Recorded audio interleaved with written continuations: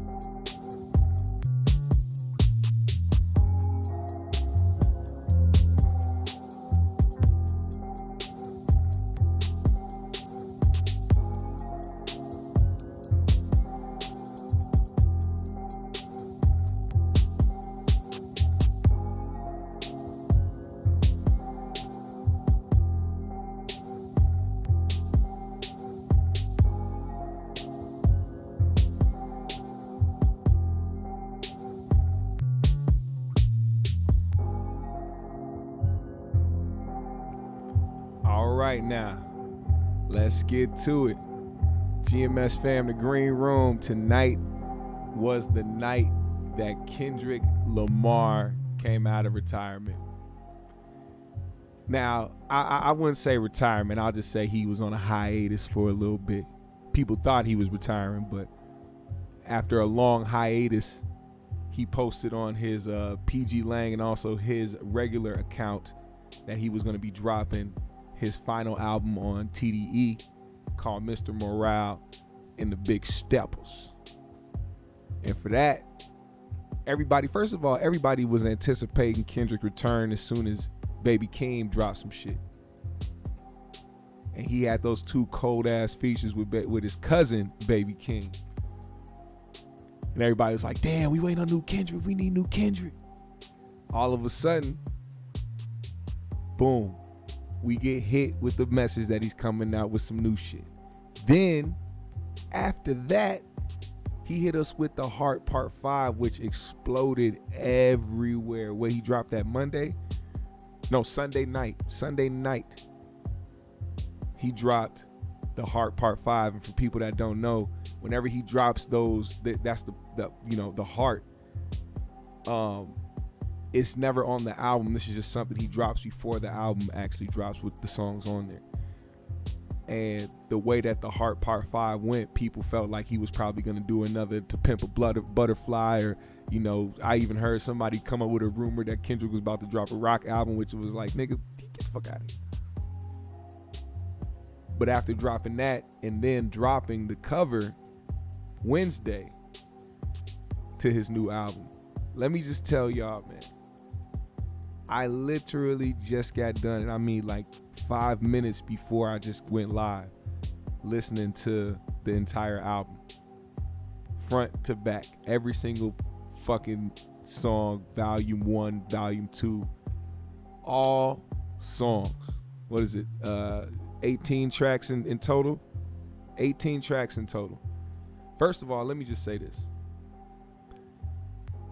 Kendrick Lamar is probably one of the greatest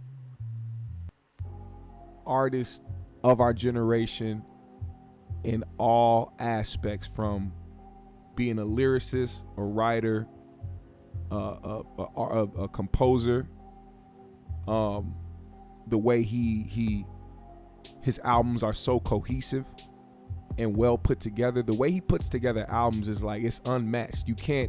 I don't see anybody else really doing it like that besides a few. Just a few. And I mean a few, like literally what a few means. Just a few, a couple.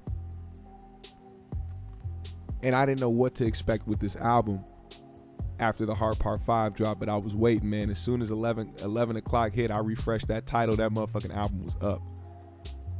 And let's just get to it, man. Number 1, United in Grief. Let me just tell y'all something, man. The way Kendrick opens his albums, like he reminds people of why he's one of the greats. And you know what? I'm so sorry. I fucked up. I never start a show without spreading peace, love, and positivity all across the boards. You know what I'm saying? I hope everybody's doing well. I hope everybody's been having a great week. It's officially Friday, so I'm hoping y'all doing well. We spreading love, man. I'm gonna really go through this album and break some of this shit down for you. Thank y'all for pulling up as well. I know it's late, man. It's late for me. It's 12:36 a.m. I don't ever be up this late, really, but I took a nap earlier just so I can listen to the album and review it as soon as I was done. So United in Grief, first of all, the production on this album overall is incredible. And I like the way he lined up his producers on this album. You know what I'm saying? They were more together and down the line with this project. So shout out to Boy Wonder, you know, Pharrell, Baby Keem got some production in there. I seen a couple more names. But United in Grief, you know, he talks about having a therapist and having to go to therapy. And this is one thing that I admire about what Kendrick did with this album. He was very open and very transparent with this album and very honest, which he's always been. But I think this is the most honest and open and transparent that Kendrick has ever been in his life.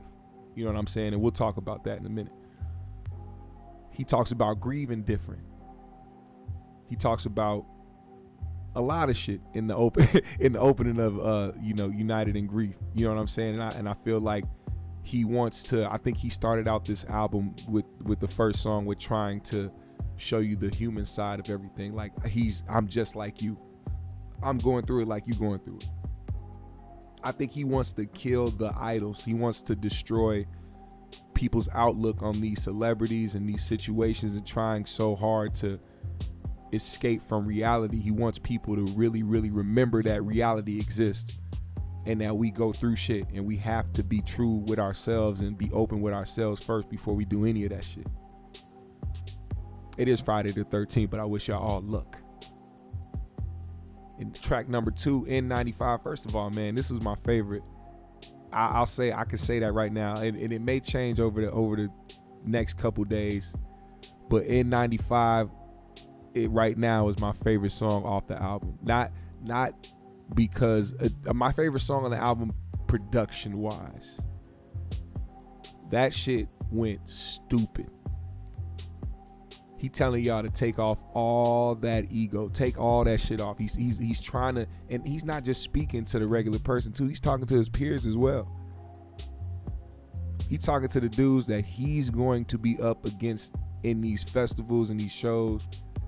And on top of shows, man, let me just say this. Kendrick, whenever you announce the tour, there's no way I'm not going. I have to go. It's gonna be ridiculous when it happens. I'm gonna be at that tour when it goes down. This album, trust me, this shit hit me over the head more than anybody else. I wasn't expecting this shit. And it's funny because my cousin texted me earlier today, like, y'all think we finna get another to Pimp a Butterfly? And I was like, even if we did, I wouldn't mind. But the way that he showed up for this shit, man, look, number 3, Worldwide Steppers. First of all, Kodak opens the song. I don't know why, man. I like that he had Kodak on this album multiple times like that.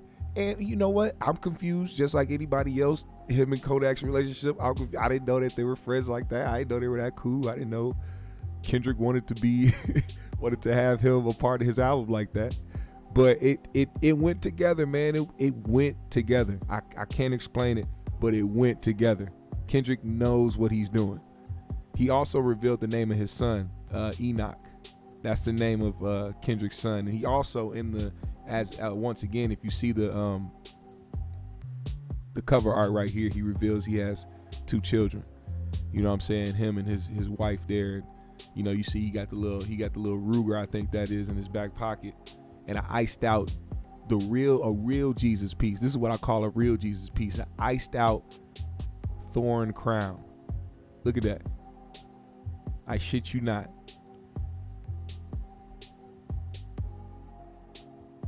I'm telling y'all, man, Kendrick is on another level, man. He talked about the times he fucked a white bitch.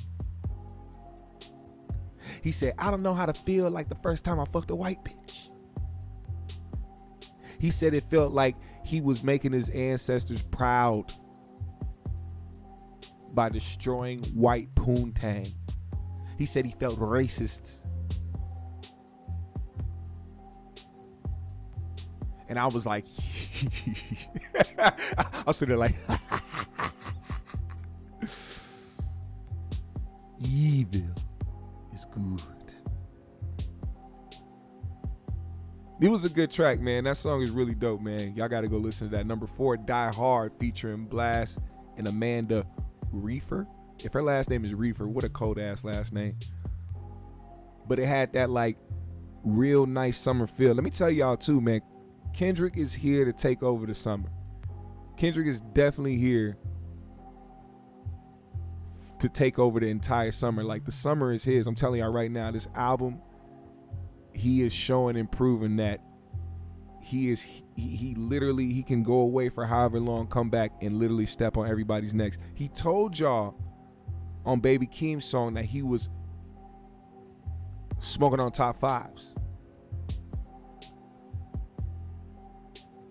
Who is the top 5 out right now? Who do y'all think is the top 5 artists out right now? I'm going to tell y'all right now, they are in Kendrick's blunt as we speak. This man is in Ghana for the release of his album. He didn't want to be nowhere near white people.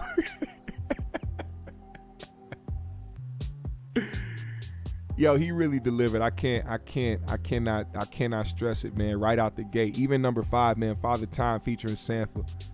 You know, he speaks on therapy again. First of all, Sampha is a really dope artist. If you guys don't know who Sampha is, or you aren't tuned in, or you heard of the name but didn't go and take a listen, go and do your research on Sampha, man, and check that guy out, man. He has a nice little sound to him, man. He's a really, really good artist. And like I say, he speaks on therapy again. And I think it's important that we do have those conversations, man. I think a lot of us do need it. And not even in the sense where we just need somebody to listen to us, but there's a lot of shit that we hold in that we just need to talk about. It's not even necessarily, I don't feel like you should feel like therapy is something where you just sit and talk about, you niggas say die, where you just sit and tell somebody your deepest, darkest secrets. I think it's just the fact that we don't talk about our problems enough that we hold this shit in and then we end up exploding. You know, taking it out on somebody else, or, you know, using it against, you know, whoever, without trying to really tackle or really, you know, confront our own bullshit. And I encourage it, man. I really do encourage it. If you feel like you need some therapy, you feel like you need to get some shit off your chest, you've been holding some shit in, I highly encourage you to do that. He even had a line in there that said, when Kanye and Drake got back cool, he said he felt confused about that. And he said like he guess he's just not mature enough. And that's being honest, man. Like I said, being open and honest about that too. He knows both those individuals. He's worked with both those individuals. I just think that being honest is like the new and he mentions it also later down the album about how being honest or self-reflection is it's an eternal battle. It's an eternal battle. People battle with being real with themselves, being truthful with themselves on a daily basis. And you see that shit. This nigga had Kodak Black on here doing speak pieces, doing whole poetry, spoken word. Number 6 is Rich. That's where Kodak Black did a monologue. It's talking about basically the whole gist of it is underprivileged, broke black kids becoming millionaires and providing for their families.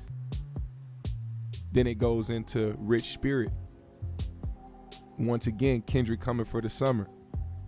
Kendrick is really gonna, I'm telling you, man, these songs that you hear are going to be played, multiple of these songs. They wouldn't know which ones to make a hit. I'm being dead ass right now. They probably are scrambling right now to find out which song to just to just go crazy. It's gonna be all of them. Kendrick went for their necks on this one. The Islamic said, you want some therapy, volunteer at an old folks home and speak to some elders with real life experience. It will open your mind. I agree with that as well. I've done that a few times.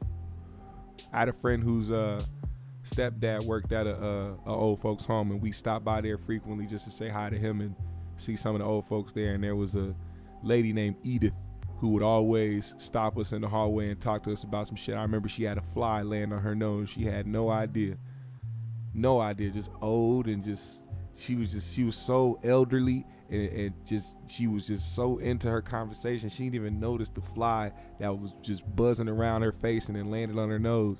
And we told her about it, and she flicked that fucking fly with her long ass finger and shit. And me and my homeboy was high as hell. We was cracking up. We laughed so hard. That shit was funny as fuck. Rest in peace to Edith, by the way. Number 8, We Cry Together, man. Now let me tell y'all something, man. This song featuring Taylor Page, the way that Kendrick just went at toxic relationships on this song, when I tell you it was just out of control, like this song is probably the most out of control song off the album. And I say that with all good intention because it's supposed to be uncomfortable. It was like the new generation baby boy story through a song. This was really a ghetto love story, and I honestly can't wait to see the video for it. It was basically Kendrick and his girl going back and forth, and they just being hella toxic. I hate you, bitch. I hate you, nigga. Blah, blah, blah, blah. But you gotta hear the song because it's really, really, really, really, really profound. Matter of fact, let me see if because people might be really on it with the lyrics. Let me see if the lyrics is up. Y'all gotta hear the third verse. The third verse, because what he did with this shit, let me tell y'all. Let's see. We Cry Together.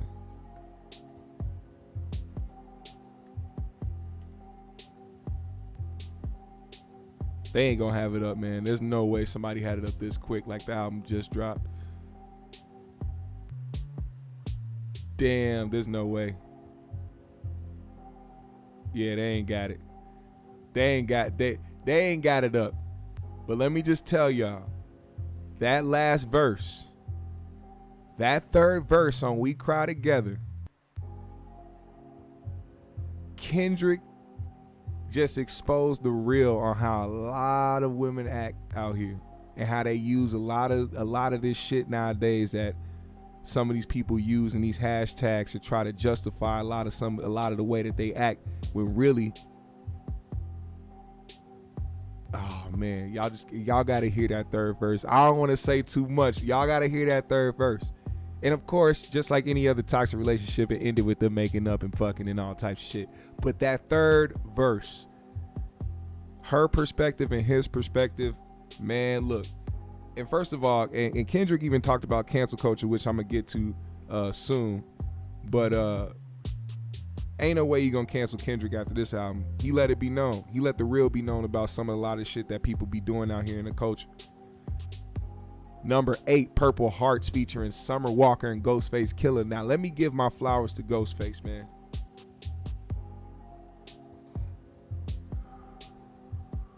Gotta give my flowers to Ghostface. Ghostface killed this song. Same with Summer Walker, man. It's another song for the season, something that's gonna be dope for the summer. Shut the fuck up when you hear love talking. I like that shit. I like that phrase. I really do. Toke Champ said, not gonna be on long. Have bad news. My co-founder and baby mama Shell and Brickhouse Martini Red passed. Oh wow. Wow, I'm so sorry, Toke Champs, man. I know you've been talking about this for a few days. She's been in the hospital. You've been over there checking on her, man. I'm really sorry to hear about that, man. My condolences, man. Everybody send your condolences and prayers to Toke Champs podcast. Toke Champs is a heavy supporter of the GMS show, so I want to show my love and respect and my support to y'all right now, man. For real, my condolences, prayers up. Purple Hearts, by the way. Purple Hearts. That was volume 1 of the entire album. Volume 1, the first 9 songs, volume 1. Then we leak into volume 2.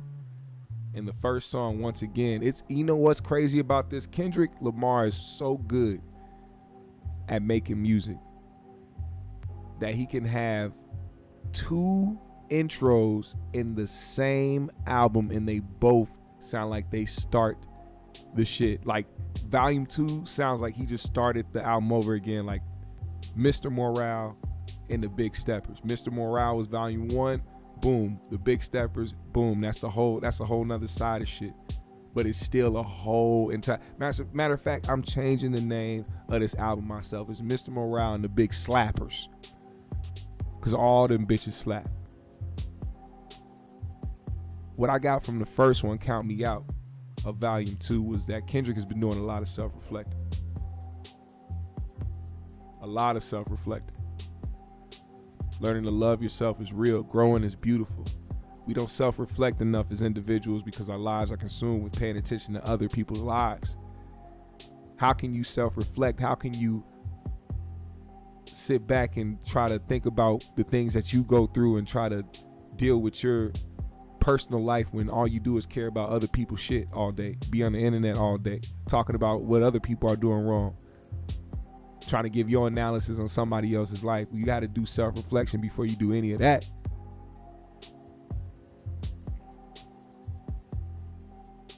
And I'm glad he's being more transparent and more open and honest, like I said before, in this album, which is something you'll hear a lot of, especially if you haven't listened to it yet and you're hearing my voice right now.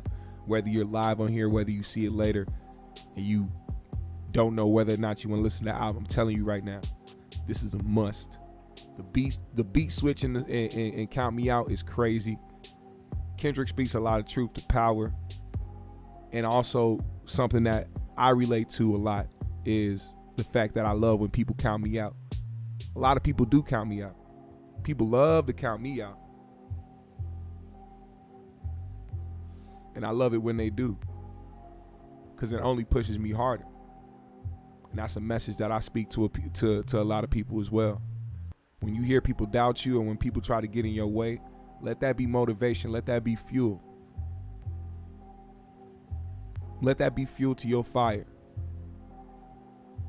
Let that be a reason for you to continue to succeed. Number 2, crown. You know, I've been taking words from these or phrases from these songs that stuck out to me, like you can't please everybody. Something that Kendrick said in this shit. And also, heavy is the head that wears the crown. Matter of fact, I wrote that down while I was listening to the album before I even heard him say those lyrics later on in the song, because I felt that coming, especially with the song being labeled Crown. Kendrick not only has to hold the responsibility of taking care of his family, but holding the crown in the game as one of the best artists in the entire genre. It's a lot of weight, especially when you have to deal with certain childhood traumas, which we're going to get to in a second. Shout out to Kodak Black once again. Number 3, Silent Hill on volume 2 is a fucking slapper. Kendrick did his thing, of course, but Kodak Black, I gotta give him his props, because Silent Hill is crazy. Kendrick co-produced it. Once again, another fucking song that's gonna control the summer. Number 4, Savior Interlude, which is just Baby Keem just going off. First of all, shout out to Kendrick for putting his cousin in position, which is what you need to do when you are at that type of level in the game, and you know that you have people around you that are talented and have potential, you can put people in positions to win. And I think that's exactly what he did with Baby Keem, who is his family, that's his cousin. And Keem can rap, so why not pass the torch off, man? Number 5, Savior, featuring Baby Keem and Sam Dew. Hello, crackers. That's something I heard in the song. You know, I told you I was going to write down a lot of phrases from this album. That was one of the first ones I heard. I said, ooh, I'm going to write that down. But in the beginning of the song, you know, he called out who aren't your saviors. People like LeBron, you know what I'm saying? You know, a couple more individuals. You gotta hear the song number 5 on volume 2, you know, the Big Stepper side. He called out people that aren't your saviors. Basically false idols. You know, shout out to Pharrell as well. He had Pharrell production on this. Pharrell went crazy. It's crazy. It always amazes me that Pharrell at this age can consistently put out quality production and go crazy. He says he's not your savior either. Cat's out the bag. He don't want you to worship him or make him your idol either. That's how much he's sticking by his actual morals and the way that he's trying to portray his message. Independent thought is like an eternal enemy, is what he said. And I agree. Kendrick is trying to teach y'all how to get back to reality. Now, let's speak on this shit, because I know this is going to be a talking point a lot over the next few days when it comes to his album. Now, Auntie Diaries, number 6 on volume 2. This is him speaking on basically from a straight man standpoint on how he dealt with coming to terms with being comfortable with the LGBTQ community and having to deal with that through his own family. So like in the beginning, he talks about how his auntie became his uncle and how he had to live with that and see how his auntie was moving, and how the F word, the word faggot, was used a lot without a thought, because that's how people did it. That's how people were back in the day. That's how we were taught was normal. He talks about how we came up being homophobic. That's basically how it has been. And it's weird to care. And at the end of the day, when you think about it, man, it's weird to care about who's fucking who. Unless you have some secret, deep down obsession with it. And I know of a few people that have some deep down obsessions with some shit who try to act like they're against it. You know who you are. He also talked about how his cousin followed up behind his auntie and became a girl, which is another thing that also helped him become more tolerant, so to speak, with the LGBTQ community, because this is happening in his family and he's seeing it firsthand. You know, he talks about how he loves his cousin, you know what I'm saying? And I feel like him seeing that the only different thing about his cousin was the fact that he wasn't a man no more, and now he's a woman, even so far as making the full transition and, you know, snipping the D. It made him more tolerant, man. I think a lot of people waste their time on that shit. A lot of people waste their time caring about that shit. You know what I'm saying? And it makes you realize that, you know, if you're a regular human being, you're a regular human being. Everybody has psychos and crazy motherfuckers in their community. Whatever you rep, whether you straight, gay, bi, trans, whatever, everybody got some crazy wacko motherfuckers in their community. So we always gonna get that. But I think one thing that was profound about this song was when he said choosing humanity over religion. I wholeheartedly agree with that, because people use religion as a tactic to attack other people and a way to demonize people.